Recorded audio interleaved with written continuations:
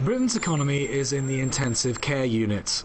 According to figures by the Office for National Statistics, UK economic activity shrank by 0.2% in the last 3 months of 2011. This means that the prospect of a double-dip recession is only too real. The British Finance Minister said the figures were disappointing but not a surprise. Britain has substantial economic problems and debts built up over the last 10 years. We're dealing with those, but the truth is dealing with those problems is made more difficult by the situation in the Eurozone, and clearly what's happening at home is also affected by what's happening abroad.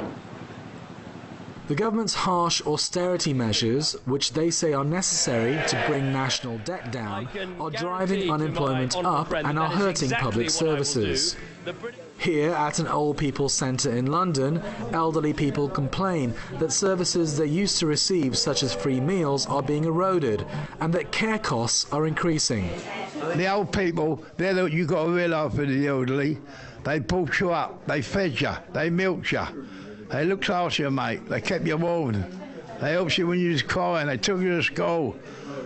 That's what you've got to think about. And it's so easy for the people at the top to forget it. The contraction in economic activity was driven by a 0.9% fall in manufacturing, a 4.1% drop in electricity and gas production, and a 0.5% fall in the construction sector. Meanwhile, the services sector, which accounts for 2/3 of the economy, ground to a halt.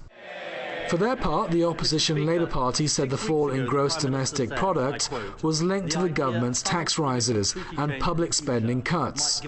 They say these are curbing domestic demand and are leaving Britain badly exposed to the economic crisis in the Eurozone.